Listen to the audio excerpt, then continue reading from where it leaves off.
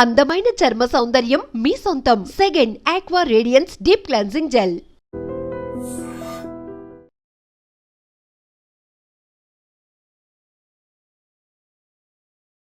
మీరు ప్రొఫెషనల్ అడ్వకేటా, కమర్షియలా, సర్వీస్ మోటా?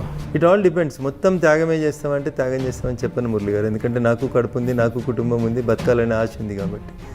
సో ఎవరికైతే పేయింగ్ కెపాసిటీ లేనటువంటి పేద ప్రజలు ఉంటారో, నిజంగా రఘునందన్ రావు మా తరఫున వచ్చి నిల్చుంటే మాకు న్యాయం జరుగుతుందని చాలామంది వచ్చి అడుగుతూ ఉంటారు.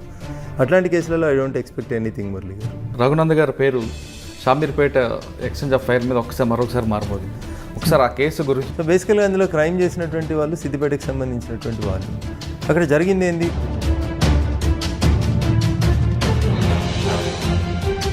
సో ఇతన్ని కూడా ఎన్కౌంటర్ చేస్తాడనేటువంటి భయాందోళనలో ఉన్నప్పుడు ఇంకా నేను నాకున్నటువంటి ప్రాక్టీస్ని, పొలిటికల్ ఇన్ఫ్లుయెన్స్ని అన్నింటిని ఉపయోగించి అతన్ని అఫీషియల్గా సరెండర్ చేసి ఎన్కౌంటర్ కాకుండా కాపాడగలను. సబ్సిక్వెంట్గా బెయిల్ మీద బయటకు వచ్చాను. కానీ ఆ కేసులో మీకు బాగా ఒత్తిడి వచ్చినట్లుగా తెలుస్తుంది. అంటే రెండు రకాలుగా ఒత్తిడి వచ్చింది. ఒకటి కాన్స్టిట్యున్సీలో సంబంధించినటువంటి ఒక పోలీసుల వైపు నుంచి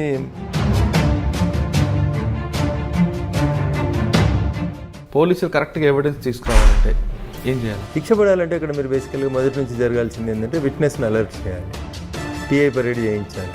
ముందు ముద్దాయిల్ని వాళ్ళు ఐడెంటిఫై చేసిన తర్వాత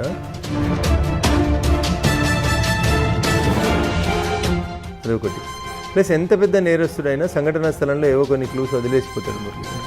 వాటిని సైంటిఫిక్గా కలెక్ట్ చేయాలి, ఫోరెన్సిక్ సైన్స్ ల్యాబొరేటరీకి పంపాలి. నయీం బతుకున్నప్పుడు ఎక్కడ కూడా నయీం వైఫ్ కానీ తమ్ముళ్ళు కానీ ఎవరు కూడా బెదిరిస్తున్నట్లు కానీ స్క్రీన్ మీద కాలేదు. కానీ చనిపోయిన తర్వాత నయీం వైఫ్, నయీం బావ, నయీం చెల్లు బెదిరిస్తున్నారంటూ వాళ్ళని పదే పదే అరెస్ట్ చేయడం ఎంతవరకు కరెక్ట్? నయీంతో పాటు ఇంకెవరైనా క్రైమ్ చేసి ఉంటే వాళ్ళు బాధ్యులు అవుతారు.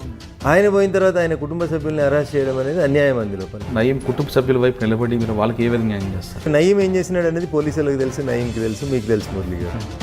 వైఫ్కి అయితే తెలియదు కదా.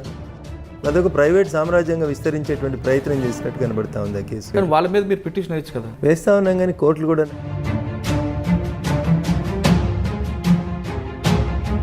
గొప్పతనం ఏంటంటే మన పీడీ కేసులన్నీ కొట్టేయడం జరిగింది హైకోర్టు. నయీం కేసు తర్వాత మీరు ఇంకా డ్రగ్స్ కేసు లోపల కూడా సినిమా ఇండస్ట్రీ మీద పలు ఆరోపణలు. బేసికల్గా అక్కడ ఇన్వెస్టిగేషన్ జరగాల్సింది.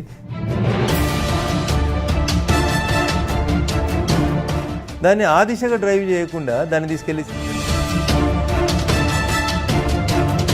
పోలీస్ స్టేషన్కి పిలిచి మీ గోర్లు ఇవ్వండి, మీ వెంట్రుకలు ఇవ్వండి, మీ రక్త నమూనాలు ఇవ్వండి అని 10వ అంతస్తులో కూర్చోబెట్టి చుట్టూ 10 మంది పోలీస్ అధికారులు నిల్చొని తీసుకునే రైట్ మీకు ఎక్కడుంది అని అడిగిన నేను మురళి గారు. అక్కడ నేను ప్రశ్నించిన. నేను కేసులో అంత హైప్ తీసుకొచ్చిన పోలీస్ ఆఫీసర్స్ అంటే ఎక్సైజ్ డిపార్ట్మెంట్ తర్వాత చార్జ్ షీట్ వేసిన అంత పెద్ద ప్రయోజనం కనిపించట్లేదు. ఏం పర్లేదు. కొండందవి ఎలుకను కూడా పట్టలేకపోయినారు మురళి గారు.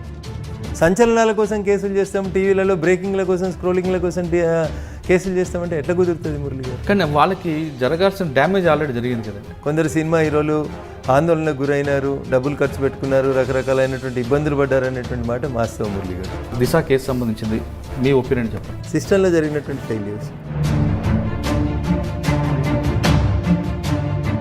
సమాజం నేర్చుకోవాల్సిన విషయాలు, తల్లిదండ్రులు నేర్చుకోవాల్సిన విషయాల్ని చాలా దిశ సంఘటన నేర్పించింది. సీన్ రీకన్స్ట్రక్ట్ చేస్తున్నప్పుడు వాళ్ళు మా మీద దాడి చేశారు కాబట్టి మీ ఫైర్ ఓపెన్ చేసాం అంటారు.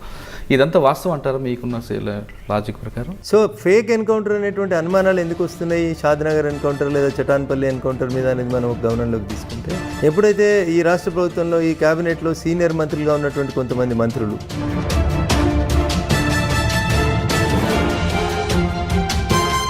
వాళ్ళ మాటలు మాట్లాడి ఉండకపోతే దిశ ఎన్కౌంటర్ గురించి ఇంత ఇష్యూ ఉండేది కాదు మురళి గారు. ముఖ్యమంత్రి గారిని మిమ్మల్ని ఎన్హెచ్ఆర్సీ లేకపోతే రేపు సుప్రీంకోర్టు ప్రశ్నించాల్సి వస్తే ఇదే చెప్తారా?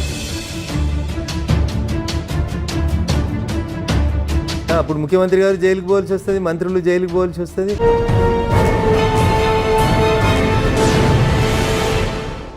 Welcome to crime diaries. ఈ వారం మన guest present senior advocate cum senior politician, గతంలో ఒక జర్నలిస్ట్గా తన కెరీర్ ప్రారంభించిన ఆయన ప్రజల సమస్యలపై నిరంతరం పోరాటం చేస్తూ తర్వాత అడ్వకేట్గా, తర్వాత ప్రస్తుతం రాజకీయ నాయకుడిగా ఉన్నారు. పోలీసులు నిందితులను అరెస్ట్ చేసిన, ఎన్కౌంటర్ చేసిన బాధితుల మృతుల తరపున వాదిస్తూ వాళ్ళ తరపున కోర్టులో పిటిషన్ వేస్తూ వాళ్ళకి అండగా ఉంటున్న వ్యక్తి సీనియర్ క్రిమినల్ అడ్వకేట్ పేరు రఘునంద్ గారు. రఘునంద్ గారు ఎలాంటి కేసులు పట్టుకుంటారంటే సాధారణంగా పోలీస్ స్టేషన్కి వచ్చిన బాధితులు కాకుండా పోలీసులకి బాధితులు ఎవరున్నారో వాళ్ళ వైపు అండగా ఉంటారు, వాళ్ళ హక్కుల కోసం పోరాటం చేస్తుంటారు. గతంలో తీసుకుంటే నయీం కేసులో కానీ అదేవిధంగా చాలా కేసులు ఉన్నాయి. ప్రస్తుతం దిశ కేసులో సంబంధించిన నిందితుల తరపున కూడా అతను మాట్లాడుతున్నారు. అంటే దిశ కేసులో నిందితులకి ఎన్కౌంటర్ చేయడం కరెక్టా లేదా అన్న విషయాన్ని అయినట్టు తెలుసుకుందాం. రఘు గారు నమస్తే అండి. నమస్తే అండి. రఘునంద గారు, ఎక్కువగా ఎక్కడైతే ఎన్కౌంటర్లు జరుగుతాయో, ఎక్కడైతే పోలీసులపై దాడులు జరుగుతాయో, ఎక్కడైతే పోలీసులు అరెస్ట్ చేస్తారో వాళ్ళ వైపు నుంచి ఉండి వాళ్ళ హక్కుల కోసం పోరాటం చేస్తుంటారు. సాధారణంగా పోలీసులు నిందితులను అరెస్ట్ చేసినప్పుడు వాళ్ళని ఒక క్రిమినల్స్గా చూపించడం, వాళ్ళని మీడియా ముందు ఎక్స్పోజ్ చేయడం, వాళ్ళని అరెస్ట్ చేస్తుంటారు. కానీ దాని వెనకున్న స్టోరీని ఎవరు సాధారణంగా ఎక్కువ మీడియాలో కానీ జనం తెలియదు. వాళ్ళకున్న కష్టాలు, నష్టాలు, వాళ్ళకున్న బాధలు, కన్నీళ్లు చూపిస్తూ, అంటే ఎవరైతే పోలీసుల చేతిలో నిందితున్నారో వాళ్ళకి బాధితులకి అండగా ఉంటూ మీరు చాలా విషయాల్లో ఉన్నారు. ఒక నయీం కేసులు అవ్వచ్చు, చాలా కేసులు కనిపిస్తుంటాయి. అదేవిధంగా షాంబీర్పేటలో జరిగిన పోలీసులపై దాడి కేసుల్లో కూడా మీరు వాళ్ళ వైపు నిలబడి అతనికి లొంగుబాటు చేయడం కూడా జరిగింది. ఇప్పుడు లేటెస్ట్గా తీసుకుంటే దిశ కేసులో నిందితులకి ఎన్కౌంటర్ చేయడం అనేది కరెక్టా కాదా ఒకటి. అంటే మానవాధికార కోణంలో చూసుకుంటే ఎన్కౌంటర్ కరెక్ట్ అనుకుంటే, మీ వైపు నుంచి చూస్తుంటే లీగల్గా అది కరెక్టా కాదా అనే విషయాలు చెప్పే ముందు ఒకసారి మీ జర్నలిజం నుంచి ఇప్పటివరకు చిన్న అంటే ఒక సామాన్య నిరుపేద కుటుంబం నుంచి వచ్చినటువంటి మేము అనేక కష్టాలను చూస్తూ సమాజంలో ఎదుగుతూ వచ్చిన మురళి గారు, పేద ప్రజలకు కష్టం వస్తే అండగా నిల్చోవలసినటువంటి ఈ వ్యవస్థలో, అది పోలీస్ వ్యవస్థన, న్యాయ వ్యవస్థన, రాజకీయ వ్యవస్థన, ఏ వ్యవస్థ కూడా పేదవాడి కష్టాన్ని పట్టించుకోలేనటువంటి పరిస్థితులు, అమాయకులైనటువంటి రైతులు పడుతున్న ఇబ్బందులు, సామాన్యుడైనటువంటి తెలంగాణ ప్రజానికానికి కలుగుతున్నటువంటి ఇబ్బందుల్ని గమనంలోకి తీసుకున్నప్పుడు ఒక దశలో పోలీస్ కావాలని, ఒక దశలో వకీల్ కావాలని, ఒక దశలో రాజకీయ నాయకుడు అయితేనే ఎక్కువ సెక్షన్ ఆఫ్ పీపుల్కి న్యాయం చేస్తామేమో అనేటువంటి ఆశతోటి రకరకాలైనటువంటి వృత్తుల్ని మారుస్తూ చివరికి రాజకీయమే నా వృత్తిగా సెటిల్ అయినప్పటికీ కూడా ఇప్పటికీ పలు దఫాలుగా మీరు అడిగినప్పుడు అనేక కేసులలో ఒక అడ్వకేట్గా ఉండి కొంతవరకు అక్కడ బాధిత కుటుంబాలకి న్యాయం చేయాలనేటువంటి ఒక ఆలోచన ఉంది. అన్ని చోట్లలో పోలీసులు తప్ప, అన్ని చోట్లలో పోలీసులు రైటా అంటే పోలీసులలో కూడా మంచి వాళ్ళు ఉన్నారు మురళి గారు, చెడ్డ వాళ్ళు కూడా ఉన్నారు. సో దిశ ఎన్కౌంటర్ జరిగినటువంటి మొదటి 1-2 రోజులలో ప్రజల నుంచి వచ్చినటువంటి ఉత్సాహం, స్పందన చూస్తే ఈ దేశంలో ఏదో వ్యవస్థలు విఫలం చెందుతూ ఉన్నాయి, వ్యవస్థలు విఫలమైనాయి కాబట్టి ప్రజలలో ఒక రకమైనటువంటి ఆవేదన, ఆవేశం వస్తూ ఉంది.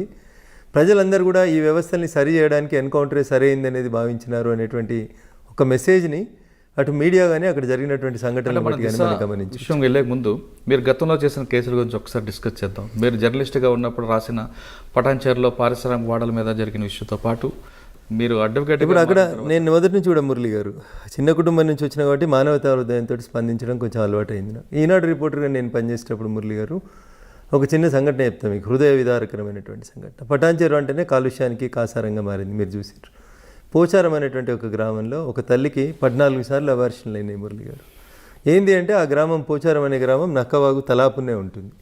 ప్రతి పరిశ్రమ విడుదల చేసినటువంటి రసాయనాలని నక్కవాగులో లోపలికి పర్కులేట్ అయ్యి భూమి లోపలికి, అసలు ఆ పోచారం అనేటువంటి విలేజ్ లోపల జనజీవనం అతలాకుతలమైనప్పుడు నక్కవాగు గురించి సంబంధించినటువంటి అనేక public interest litigation petitions move చేస్తే నాడు జస్టిస్ జీవన్ రెడ్డి గారు చెప్తారు, పటాన్చెరులో ఉన్నటువంటి నక్కవాగు చచ్చిపోయింది అన్నారు. అంటే దాని నీరు దేనికి ఉపయోగకరం కాదు అన్నారు. ఇంకో దశ లోపల సుదర్శన్ రెడ్డి గారు అనుకుంటే దాన్ని మినీ చెర్నోబిల్గా డిక్లేర్ చేసినటువంటి పరిస్థితి వచ్చింది పటాన్చెరుకి. సుప్రీంకోర్టే జోక్యం చేసుకొని పటాన్చెరు చుట్టూ ఉన్నటువంటి కొన్ని గ్రామాలకి ఉచితంగా రక్షిత మంచినీరు ఇవ్వాలని చెప్పి ఆర్డర్ ఇచ్చేటువంటి పరిస్థితికి వచ్చింది. సో అట్లా కాలుష్యానికి వ్యతిరేకంగా మొదలైనటువంటి మా పంచాయతీ పేద ప్రజలకు అనుకూలంగా ఉండేటువంటి అనేక సమస్యల్ని పోరాడాల్సి వచ్చింది. రామచంద్రపురం మండలం బండ్లగూడ అని ఇంకో గ్రామం ఉంటుంది మురళి గారు. ఏ బ్లూ బేబీ ఈజ్ బార్న్. జనరల్గా మనిషి ఎందుకు ఇట్లా ఉంటాడు, మనిషి రక్తం ఎందుకు ఎర్రగా ఉంటుంది అంటే హీమోగ్లోబిన్ ఉంటే, బ్లడ్లో హీమోగ్లోబిన్ ఉంటుంది కాబట్టి మనిషి రక్తం ఎరుపుగా ఉంటుంది మురళి గారు. కానీ బండ్లగూడలో ఒక తల్లికి పుట్టినటువంటి బిడ్డ నీలి రక్తంతో పుట్టింది. సో కొద్ది రోజులకే చనిపోయింది పాప. దాని మీద జరిగినటువంటి ప్రయోగాలలో తెలిసింది ఏంటంటే ఆ పాప రక్తంలో హీమోగ్లోబిన్ ప్లేస్ లోపల సీసం అక్యుములేట్ అయింది, లెడ్ వచ్చింది. ఎక్కడి నుంచి వచ్చింది లెడ్? బండ్లగూడ చుట్టుపక్కల ఉన్నటువంటి మనుషులందరూ రక్తం శాంపుల్స్ తీసుకొని చూస్తుంటే వారి బ్లడ్ లోపల లెడ్ పర్సెంటేజ్ పెరుగుతుంది అనేది సైంటిస్టులు గమనించినారు. ఎక్కడి నుంచి వచ్చింది? ఆ చుట్టుపక్కల ఉన్నటువంటి కెమికల్ కంపెనీస్ అన్ని యాసిడ్స్ని వాడి, స్టీల్ ఇండస్ట్రీస్ అన్ని యాసిడ్తో కడిగి స్టీల్ని ప్యూరిఫై చేస్తున్న పరిణామ క్రమంలో యాసిడ్ని భూమిలోకి పర్క్యులేట్ చేస్తే దానిలోంచి ఆ చుట్టుపక్కల ఉన్న బోర్ల ద్వారా వచ్చిన నీళ్ళల్లో అట్లా ఈ బ్లూ బేబీస్ బార్న్. సో ఇట్లా సమాజంలో ఉన్నటువంటి చిన్న చిన్న పోరాడాల్సినటువంటి సెక్షన్స్ తరఫున మాట్లాడాల్సి వచ్చినప్పుడు మాట్లాడడం మొదలుపెట్టినటువంటి నా నేచర్లో ఒక రకమైనటువంటి తిరుగుబాటుతనం, మొండితనం, గట్టిగా కొట్లాడాలనేటువంటి నేచర్ వచ్చింది. మీరు చెప్పినటువంటి షామీర్పేట ఎన్కౌంటర్ లోపల అదే ఒక రకమైనటువంటి కేసు. అంటే జర్నలిస్ట్గా మీరు ఉన్నప్పుడు చెప్పిన సమస్య మీద పోరాటం చేస్తున్న రఘునంద గారు అడ్వకేట్కి ఎందుకు మారాలనుకున్నారు? అప్పటికే కుటుంబ నేపథ్యం చిన్న వ్యవసాయ కుటుంబం. నా తర్వాత తమ్ముడు వకాలత్ చదవాలని ఒక ఇంట్రెస్ట్లో ఉండే. తమ్ముడి కోసం అని చెప్పి నేను ఎంట్రన్స్ ఎగ్జామ్స్కి ప్రిపేర్ అయ్యి రాసాం. ఇద్దరం కలిసి రాసాం. ఇద్దరికి ర్యాంక్ వచ్చింది, సీట్ వచ్చింది. సరే ఇద్దరం కలిసి చదివితే బాగుంటుందేమో అనే ఉద్దేశంతో అటువైపు అడుగులు వేసాం. తర్వాత అది ఒక మంచి వృత్తి, చాలామందికి న్యాయం చేయడానికి అవకాశం ఉంది. చాలామంది భయపడతారు పోలీసు వాళ్ళని చూస్తే, కానీ చట్టం తెలియకపోవడం వల్లనే ఈ భయాలు వస్తూ ఉన్నాయి. చట్టాన్ని ఇంకొంచెం కామన్ మ్యాన్ తీసుకెళ్లాలని అనుకున్నప్పుడు లీగల్ లిటరసీ క్యాంపులు, రకరకాలైనటువంటి అవేర్నెస్ క్యాంప్స్ కోసం వకాలత్లో జాయిన్ అయ్యాం. రిపోర్టర్గా చేసినా, అడ్వకేట్గా చేసినా, ఏది చేసినా జన బాహల్యం కోసం, జనం కోసం, జనంలో అవేర్నెస్ కోసమే పనిచేస్తూ వచ్చినటువంటి పరిణామక్రమం. సో క్రిమినల్ సైడ్ ప్రాక్టీస్లోకి వచ్చిన తర్వాత ఈ రాష్ట్రంలో సంచలనం చెందిన అనేక క్రిమినల్ కేసులు. అంటే ఫస్ట్ కేసు ఒకటి చెప్పండి. నేను చేసిన మొట్టమొదటి మర్డర్ కేసు రామచంద్రపురంలో చెరువు కట్ట, ఒకటి రాయసముద్రం అనే ఒక చెరువు కట్టు ఉంటుంది మురళి గారు. ఇద్దరు ఫ్రెండ్స్ కలిసి సాయంత్రం 4 గంటలకి 3 బీర్ బాటిల్ తెచ్చుకుంటారు. 2 బీర్ బాటిల్ ఇద్దరు తాగిన తర్వాత 3వ బీర్ బాటిల్ ఎవరు తాగాలనే పంచాయతీ వచ్చినప్పుడు అంతకుముందే తాగిన బీర్ బాటిల్తో కలిసి ఇంకొక మిత్రుని పొడి చేస్తాడు పగలగొట్టేసి. That is my first criminal murder case in 1998 if I'm not wrong. So అప్పటికే చాలామంది భయపెట్టించినారు, ఏందిరా అట్లాంటి కేసులు చేస్తా ఉన్నావు, ప్రాక్టీస్లోకి వచ్చిన తొలి రోజులలోనే ఇట్లాంటి సెన్సేషనల్ కేసులు చేస్తే మనకి ఇబ్బంది అవుతుంది అని చెప్పి చాలామంది మిత్రులు చాలా భయపెట్టించారు. అది ప్రాక్టీస్కి వచ్చిన తొలి రోజులు. అప్పటి నుంచి కూడా నాకు ఏదైనా ఛాలెంజ్గా తీసుకోవడం, మొండిగా పనిచేయడం ఇష్టం కాబట్టి అక్కడ నుంచి స్టార్ట్ అయిన కేసులో మీరు అక్యూజ్డ్ వైపు ఉన్నారా? అక్యూజ్డ్ వైపు. అంటే అక్యూజ్డ్ ఏ విధంగా బయట తీసుకొచ్చారు? అదేముంటుంది సార్, పోలీస్ ఇన్వెస్టిగేషన్స్ ఎట్లుంటాయి మీకు తెలియదు ఏముంటుంది మురళి గారు. 100 పనొత్తిళ్ళు ఉంటాయి వాళ్ళకి. శవం అక్కడే ఉంటుంది, శవం తీసుకొస్తారు, బాటిల్ తీసుకురారు, బాటిల్ తీసుకొస్తే బండ తీసుకురారు, అక్కడ ఫోరెన్సిక్ సైన్స్ ల్యాబొరేటరీకి పంపాల్సిన అంశాలు అనేకం ఉంటాయి. మన పోలీసింగ్కి, మన ఇన్వెస్టిగేషన్కి, ఇతర దేశాల్లోని ఇన్వెస్టిగేషన్కి నేను మొదటి నుంచి కూడా చెప్తుంది అదొకటే మురళి గారు. ఒక ఎఫ్ఐఆర్ రిజిస్టర్ అయితే ఛార్జ్షీట్ ఫైల్ చేసేదాకా ఆ ఐఓకి వేరే డ్యూటీ ఇవ్వద్దు అనేది నా వాదన, నా విజ్ఞప్తి, నా డిమాండ్ కూడా. ఎందుకంటే ఒక్కొక్క క్రైమ్లో ఒక్కొక్క రకమైనటువంటి ఇన్వెస్టిగేషన్ చేయాలి మురళి గారు. ఏదైనా ఒక మేజర్ క్రైమ్ జరిగింది అనుకోర్రి, గంట సేపు కాగానే మీడియా వస్తుంది, పొలిటికల్ లీడర్లు వస్తారు, మాబ్ గ్యాదరింగ్ వస్తుంది, 1000 మంది జమ అవుతారు, మీకు సీన్ డిస్టర్బ్ అయిపోతుంది. సీన్లో మీరు ప్రతి సీన్ లోపల కూడా ఇప్పుడు ఆడ మర్డర్ జరిగింది, శవం ఆడబడింది, ఒకడు కత్తితోటి పొడుస్తాడు, ఒకడు బాటిల్తోటి పడి పెనుగులాట అవుతుంది, అక్కడ రకరకాలైనటువంటి సంఘటనలు జరిగిన తర్వాత ఒక హత్య జరుగుతుంది. కింద పడినటువంటి కంట్రోల్ ఎర్త్ అంటే బ్లడ్తో సహా, మట్టితో సహా, కత్తి, వెంట్రుకలు, గోర్లు, శరీర ముక్కలు ప్రతిదీ కలెక్ట్ చేయాలి. 1000 మంది మాబ్ జాయిన్ అయిన తర్వాత సీన్ ఎట్లా కంట్రోల్లో ఉంటుంది అంటారు మురళి గారు. అక్కడ మొదలవుతుంది కష్టం ఇన్వెస్టిగేటింగ్. తీసుకుని ఫస్ట్ కేసులో ఎలాగా బయట తీసుకొచ్చారు? సో దాని లోపల అంటే సర్కమ్స్టెన్షియల్ ఎవిడెన్సెస్ని పోలీసులు ప్రాపర్గా లింకప్ చేయలేకపోయినారు. Because it is an open place, చెరువు కట్ట, సాయంత్రం 5:30-6 గంటల ప్రాంతంలో జరిగినటువంటి సంఘటన. ఆ సమయం లోపల అక్కడ దాన్ని లింకప్ చేయడానికి ఎవిడెన్స్.